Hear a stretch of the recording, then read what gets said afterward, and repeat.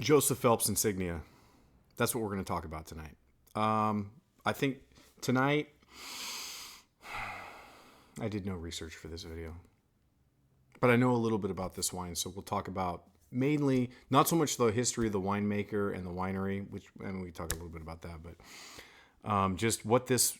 I think what's important about this wine is what it represents. So that's kind of what we're going to talk about, what it represents. I just did a video on Montebello last night, and I decided let's keep the California theme going with famous California Bordeaux blends, which is what this is.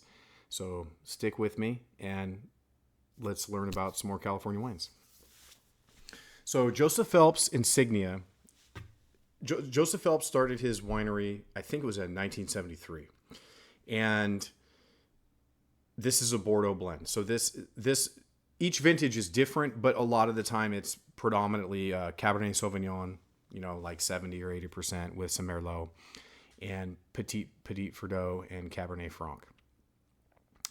And Joseph Phelps now has many different lines of wine that have come out over the years.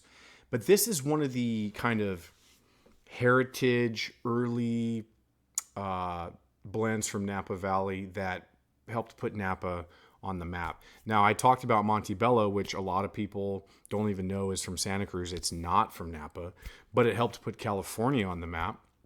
And this is one of the early wines from the 70s that helped Napa specifically. Not just America, not just California. This is a Napa Valley wine. Now, I've had several bottles of this. This is a 2007. I talked previously in some videos about getting wines from merchants that you don't trust. This particular bottle was not fantastic. I don't want to make this video negative, but I'll just speak on this really quickly. If you're just getting into wine, don't buy an old vintage of this.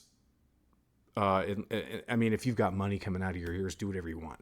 But if you're a normal human and $350 is a decent amount of money to you, just buy a 2019 or a 2020 that's a little bit young and give it a good decant and have it with a steak and cheese. And it'll be fine, okay? It'll be fine. Get it from Total Wine. I know a lot of people go, oh, Total Wine, it's a corporation.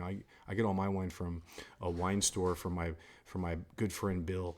Okay, that's cool. I have a wine store I go to as well. But if you're just getting into wine and you're watching this video, just get the newest vintage at Total Wine. They have a pretty good, they deal with their wines pretty well. I rarely get bottles from there that there's anything wrong with them.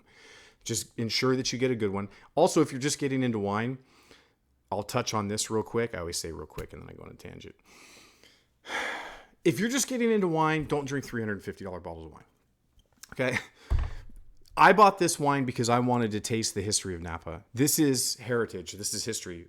When you drink this, you are getting to experience what other people experienced in the past that helped make Napa great and make California great. So there's a historical value to this wine, and that's part of the experience. If you're deep into wine and you're looking for that experience and you can afford it, go for it. I've said this before in my videos. If you're just a person who's never had really good wine and you want a really great wine, go get Amici for $50. You can get Silver Oak.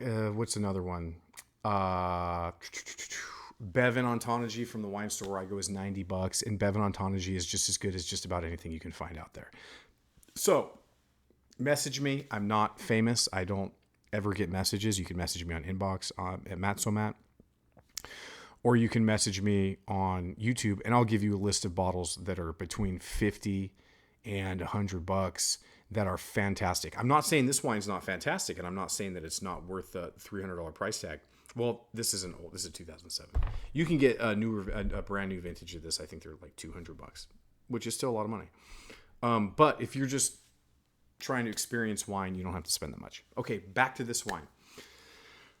So this is one of the earlier, I think Insignia might be one of the first Bordeaux blends to come out of Napa that got a lot of publicity, and other wineries started doing a lot of Bordeaux blends. So if you want to taste one of the early adopters, this is one of the most iconic.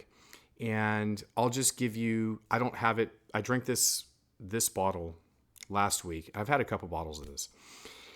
and it's fruit forward. You know, it gets you in right off the bat. It gets you with that cassis and maybe like some darker fruits, but some lighter fruits. And again, it's like a French wine in the sense that you get some of those earthy tobacco notes, but it's American. You know, you get the espresso kind of vibes and more fruit forward. But it's a beautiful wine. It's beautifully made. Even when it's young and the tannins, you know, are approachable, I would have it with some cheese or a steak or something like that. But the tannins aren't offensive. It's very well made. Give it a long decant, and it's historical. This is one of the firsts. So if that's something you're interested in, and you've already experienced some other wines, and you're ready to move up the ladder, this is kind of like you could call this, I wouldn't say a first growth, but this is like, some people would say this is a first growth because it's one of the first Bordeaux blends in California. So I don't want to offend people. You could call this like a first growth or maybe a second growth of California compared to the French growth wines. This is one of the top California wines. If you know me and you're friends with me and you want to try it, I'll buy a bottle and bring it over to your house, and you don't have to pay for it. I'll drink it with you.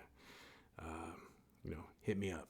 Maybe some people will follow me now and they'll hit me up because I'm offering to drink wine with you. Anyway, I just rambled on. I didn't even tell you much about Joseph Phelps or the winery, but what's important is you just know that the heritage of what this wine represents. I think that's one of the most important things. And that's, if you see this at a wine store or in a grocery store, sometimes they actually have this at grocery stores. That's what this wine is. So thanks for being with me, guys. I'm going to do a review on a more affordable wine next and post that tomorrow. Thanks for being with me.